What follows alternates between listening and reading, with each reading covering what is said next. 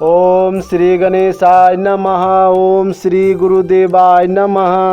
भक्तों, आज हम आपको सुनाने जा रहे हैं गया महात्म कथा।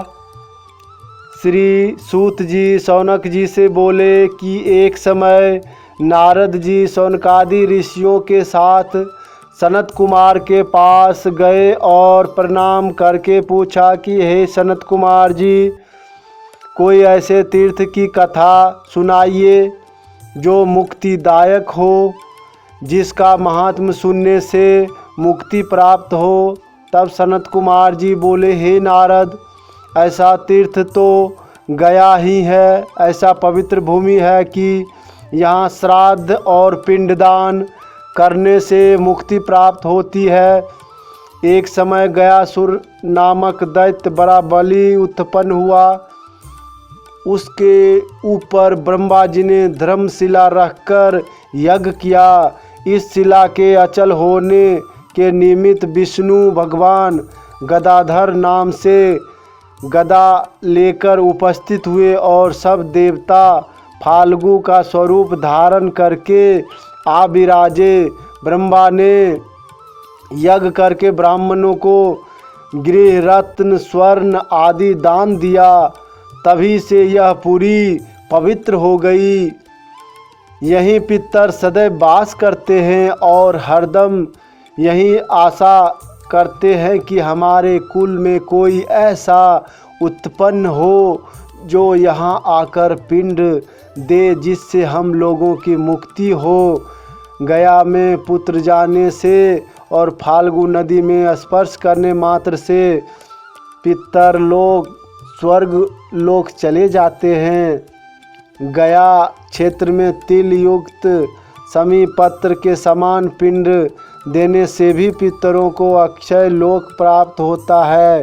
गया क्षेत्र में अपने निमित्त बिना तिल का पिंडदान देने से ब्रह्म हत्या, सुरापान इत्यादि घोर पापों से मुक्ति मिलती है।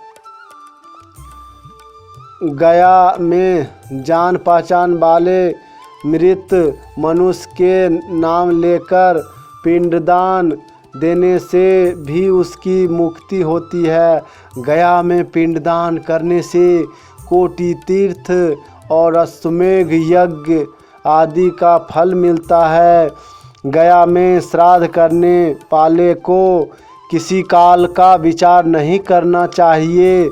गया में मृत्यु होने से मुक्ति होती है, क्योंकि यह भी सप्तपुरी में से एक पुरी है। गया में ब्राह्मण भोजन कराने से पितर लोग को तृप्ति मिलती है। गया में मुंडन कराने से सकुल वैकुंठ को जाते हैं। गया में जाकर विष्णु भगवान गदाधर का स्मरण कर पितरों का वाहन कर श्रद्धा युक्त होकर श्राद्ध करें। गया में श्राद्ध करते देखकर पितर कहीं भी होने पर झट गया में पहुंच जाते हैं। गया में पिंडदान करने के निमित्त जाकर काम क्रोध को त्याग देवे। गया क्षेत्र में सब जगह तीर्थ विराजमान हैं। इससे गया क्षेत्र सब तीर्थों में से श्रेष्ठ गिना जाता है। जो मनुष्य मीन, मेष, कन्या, धनु, कुंभ, मकर में सूर्य ग्रहण, चंद्र ग्रहण में तथा सोमवती अमावस को पिंडदान करता है, उसको महान पुण्य होता है। जिसमें कन्या के सूर्य में पिंडदान करने का बड़ा महात्म्य है। इतनी कथा सुन नारद जी सनत कुमार से बोले, हे महाराज, कृपा कर गया सूर की उत्पत्ति का वृत्तांत मुझसे कहिए। ऐसा विचित्र कैसे हुआ कि उस पर स्वयं ब्रह्मा ने यज्ञ किया। प्रश्न को सुनकर सनत कुमार बोले, हे नारद, एक समय स्वयं ब्रह्मा जी सृष्टि रचते समय गयासुर को उत्पन्न किया। उसने कोलाहल पर्वत पर जाकर घोर तपस्या किया और बहुत दिनों तक श्वास रोककर खड़ा रहा। उसकी ऐसी तपस्या देखकर इंद्र घबराए कि कहीं मेरा सिंहासन ना ले ले। ऐसा विचार कर सब देवताओं को ले ब्रह्मा के पास गए और सब वृत्तांत कहा। ब्रह्मा बोले, अच्छा चलो शिवजी से राय लेना चाहिए। तब सब कोई शिवजी के पास गए। महादेव जी ने सब देवताओं को साथ लिया और विष्णु के पास गए। प्रणाम कर स्तुति की। तब विष्णु भगवान ने सब देवताओं से पूछा कि हे देवताओं लोग, आप सब किस कारण यहाँ पधारे हैं। तब सब देवता बोले कि हे नारायण, गयासुर नामक एक भारी दैत्य उत्पन्न हुआ और उसने घोर तपस्या की। सो हे नाथ, वरदान देकर हम सबकी रक्षा कीजिए। तब विष्णु भगवान बोले, तुम लोग उसके पास चलो, मैं गरुड़ पर चढ़कर आता हूँ। सब देवताओं के चले जाने के बाद विष्णु भगवान गरुड़ पर चढ़कर गयासुर के पास आए और शंख से उसका शरीर स्पर्श कर बोले, हे दैत्यराज, तुम्हारे उग्र तपस्या देखकर हम अति प्रसन्न हैं और तुम्हें वरदान देने के लिए आए हैं, वर मांगो। यह सुनकर गयासुर बोला, हे प्रभु, यदि आप मुझ पर प्रसन्न हैं और वर देने आए हैं तो दया कर वर दीजिए कि मेरे स्पर्श से यावत सुर असुर कीट पतंग पापी ऋषि मुनि प्रेत यह सभी पवित्र होकर मुक्ति को प्राप्त होवे। उसके वरदान को सुनकर विष्णु भगवान एवमस्तु कहकर सब देवता सहित निज आश्रम को चले गए। उसी दिन से गयासुर के दर्शन और स्पर्श से सभी जीव मुक्ति प्राप्त कर वैकुंठ को जाने लगे। धीरे धीरे यमपुरी जन शून्य हो गया। यमपुरी में कोई मनुष्य नहीं जाता, क्योंकि गयासुर का दर्शन करके सभी जो है स्वर्ग लोक को जाने लगे। तब यमराज इंद्रादि देव सहित ब्रह्मा को लेकर विष्णु भगवान के पास गए और बोले, हे दीन बंधु, गयासुर के स्पर्श से सब वैकुंठ को चले गए और यमपुरी लोगों से बिल्कुल खाली हो गया। यमराज की ऐसी विनती सुन विष्णु भगवान बोले, हे ब्रह्मा, आप गयासुर के समीप जाकर यज्ञार्थ उसका शरीर मांगिए। विष्णु की आज्ञा पा ब्रह्मा जब गयासुर के पास गए तब असुर प्रणाम करके बोला, हे प्रभु, आप मेरे समीप इसलिए आए हैं, कृपा करके कहिए। तब ब्रह्मा ने कहा, हे दैत्यराज, मैं तमाम पृथ्वी पर घूम आया और मुझे यज्ञ करने के निमित्त कोई भी पवित्र स्थान न मिला। इस वास्ते मैं तेरे पास आया हूँ कि मैं तेरा शरीर नारायण के वरदान से पवित्र है, सो अपना शरीर मुझे यज्ञ के हेतु दो। ब्रह्मा जी का ऐसा वचन सुन गयासुर अति हर्ष से बोला, हे नाथ, आप ही लोगों की कृपा से यह मेरा अधम शरीर पवित्र हुआ है, सो आप इस पर यज्ञ अवश्य करिए, जिससे यह और भी पवित्र हो जाए। सनत कुमार जी बोले, हे नारद, उसी समय गयासुर उत्तर दिशा की तरफ सिर करके वहीं लेट गया। तब ब्रह्मा ने संपूर्ण ऋषियों और मुनियों को बुलाकर गयासुर के ऊपर यज्ञ आरंभ किया। यज्ञ के समाप्त होने पर सबके साथ ब्रह्मा स्नान करने ब्रह्म सरोवर पर उपस्थित हुए। उसी समय गयासुर का शरीर हिलने लगा। तब ब्रह्मा जी धर्मराज से बोले कि हे धर्मराज, आपके यहाँ जो देवमय शिला है उसको लाकर इसके सिर पर रख दीजिए। उस शिला के रखने पर भी असुर स्थित न हुआ। तब ब्रह्मा जी फिर सब देवताओं को साथ लेकर विष्णु भगवान के पास गए। तब नारायण ने पूछा कि तुम लोग किस लिए आए हो, सो कहो। तब ब्रह्मा ने संपूर्ण हाल विष्णु भगवान से विनय पूर्वक कहा कि हे नाथ, कोई ऐसा उपाय बतलाइए जिससे असुर स्थिर हो। तब नारायण ने अपने शरीर में से एक विष्णु मूर्ति निकाल कर दी, परंतु मूर्ति लेकर रखने पर भी असुर स्थित न हुआ। तब ब्रह्मा जी ने साक्षात विष्णु का आवाहन किया। तब भगवान उस शिला पर गदा लेकर आ विराजे और ब्रह्मा भी 5 रूप में माहतामह पितामह फलबास 20 केदार कनकेश्वर होकर स्थित हुए और गज रूप धारण करके गणेश जी गदादित्य नाम से दक्षिणायन, उत्तरायण सूर्य, शांत नाम से लक्ष्मी और सावित्री त्रिसंध्या तथा सरस्वती नाम से इंद्र, बृहस्पति, वसु, यक्ष, गंधर्व और संपूर्ण देवता अपनी अपनी शक्ति से गयासुर के देह को स्थित किया। तब गयासुर का हिलना बंद हुआ। तभी से विष्णु का नाम गदाधर हुआ। गयासुर के स्थित होने पर विष्णु भगवान ने कहा, हे असुर, मैं तुमसे अति प्रसन्न हूँ, वर मांगो।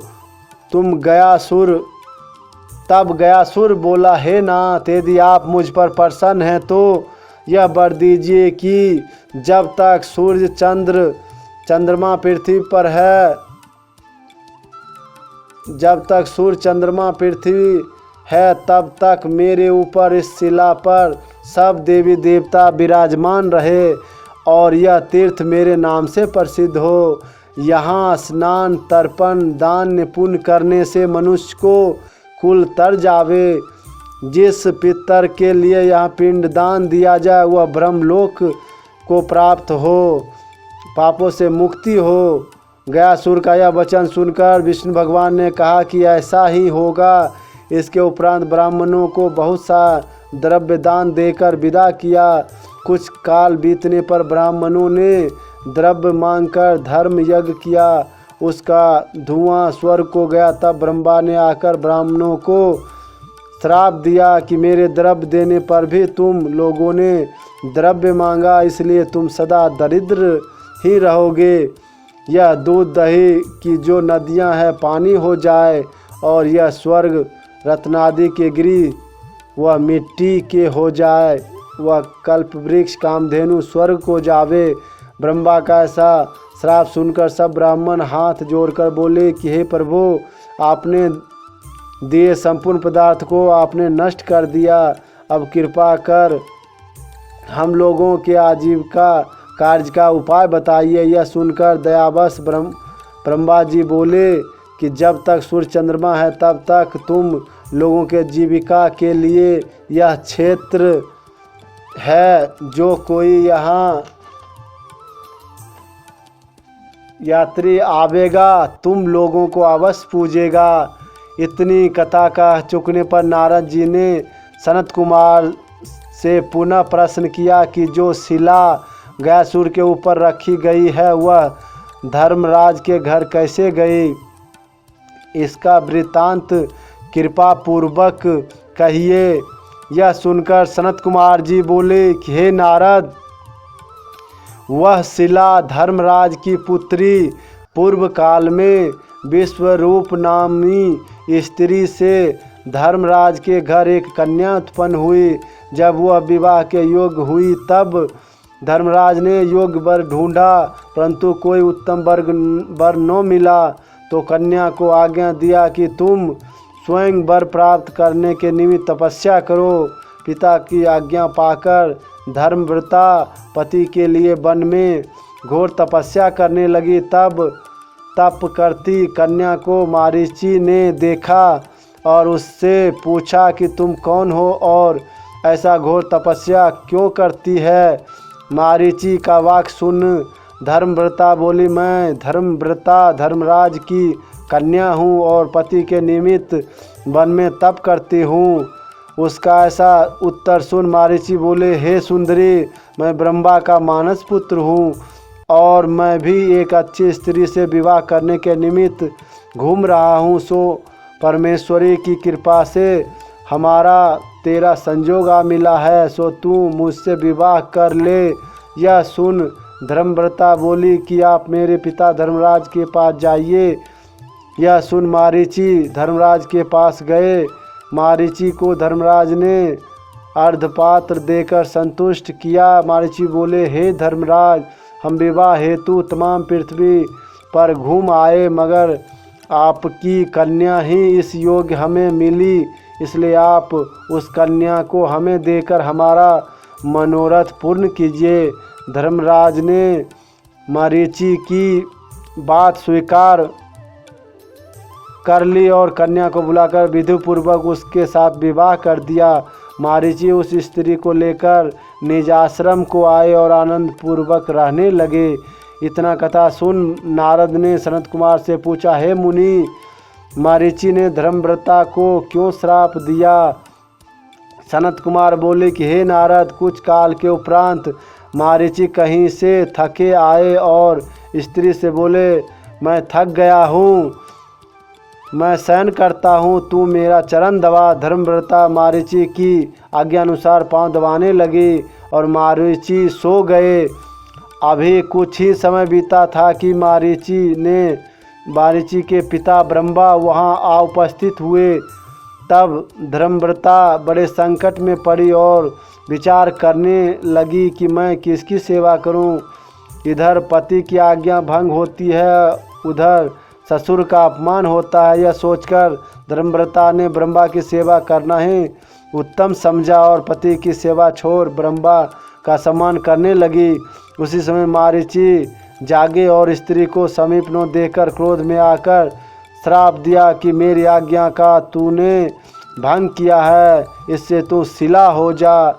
यह श्राप सुनकर धर्मव्रता बोली, हे पति, आपके सो जाने के बाद ब्रह्मा जी आए, आपने मुझ निरपराध को श्राप दिया, इससे मैं भी आपको श्राप देती हूँ कि महादेव जी से आपको श्राप मिले। श्राप देकर धर्मव्रता जलकर ग्रह प्रत्यविधि से तप करने लगी और मरीचि भी श्राप पाकर तप करने लगे। धर्मव्रता के तप से इंद्रादिक देवता घबराकर नारायण के पास गए और बोले, हे प्रभु, धर्मव्रता के तपो तेज से हम लोग व्याकुल हो रहे हैं, रक्षा कीजिए। यह सुन विष्णु भगवान धर्मव्रता के पास जाकर बोले, तेरे तप से मैं प्रसन्न हूँ, वर मांगो। तब धर्मव्रता बोली, मैं पति के श्राप से मुक्त हो जाऊं। यह सुनकर भगवान बोले कि हे सुव्रते, परम ऋषि के दिए श्राप को नहीं छुड़ा सकता, तुम ऐसा वरदान मांगो कि जिससे संसार की मर्यादा बनी रहे। तब धर्मव्रता बोली कि आप यह वरदान दीजिए कि मैं अति पवित्र शिला गिनी जाऊं और मुझ पर संपूर्ण देवता और तीर्थों का वास हो, जिससे मनुष्य स्नान दान करने से पितरों को मुक्ति कर सके और जो कोई मनुष्य या पशु पक्षी शरीर त्यागे वह वैकुंठ जाए और मेरे ऊपर कोई कर्म करे वह अक्षय होवे। धर्मव्रता के वचन को सुनकर सभी देवताओं सहित विष्णु भगवान ने ये मस्तु कहकर वरदान दिया और कहा, जिस समय तू गयासुर के सिर पर रखी जाएगी उस समय हम लोग तुम पर स्थित होंगे। यह वरदान देकर सब देवता विष्णु सहित निज स्थान को चले गए। इतनी कथा कहकर सनत कुमार जी बोले, हे नारद, अब मैं तुमसे इस शिला के महात्म्य का वर्णन करता हूँ। जब वरदान पाकर शिला अति पवित्र हो गई तब उसके स्पर्श और दर्शन मात्र से जीवों की मुक्ति होने लगी। यमपुरी खाली हो गई। तब घबराकर यमराज ब्रह्मलोक में गए और बोले, महाराज, आप अपना अधिकार ले लीजिए, क्योंकि धर्मव्रता के महात्म्य से अब यमपुरी में कोई काम नहीं रहा। इस प्रकार खाली कब तक बैठे रहें? कृपा कर कोई उपाय बतलाइए। तब ब्रह्मा जी बोले कि हे यमराज, तुम शिला को उठाकर अपने घर में रख दो। ब्रह्मा की आज्ञा पाकर यमराज शिला को उठाकर अपने घर में रख दिया। वह शिला फिर गयासुर पर रखी गई। तब से सब पितरों को मोक्ष मिलने लगा। शिला रखने के कारण गयासुर के सिर और पीठ का नाम मुंड पृष्ठा पड़ा। उस शिला को प्रभाव पर्वत से ढक लिया। फिर सूर्य नारायण ने प्रकट किया, इसी से प्रभात नाम पड़ा। शिला के छेद करने पर एक अंगूठा निकला, इसलिए इस स्थान को प्रेत शिला कहते हैं। जिस स्थान पर रामचंद्र जी ने स्नान किया था उसका नाम राम तीर्थ कहा जाता है। राम तीर्थ में स्नान और पिंडदान करने से पितर यदि प्रेत भी हुए तो विष्णु लोक में जाते हैं। इतना सुन नारद ने सनत कुमार से पूछा कि हे मुनि, यह बतलाइए कि गया क्षेत्र में किस प्रकार गदाधर भगवान अव्यक्त स्वरूप में स्थित हैं और गदाधर नाम कैसे हुआ, इतना वृत्तांत कहिए। सनत कुमार बोले, हे नारद, किसी समय गदा नाम का एक असुर उत्पन्न हुआ था, जिसके ब्रजतुल्य हड्डी से विश्वकर्मा ने गदा बनाकर स्वर्ग में रखा। कुछ काल उपरांत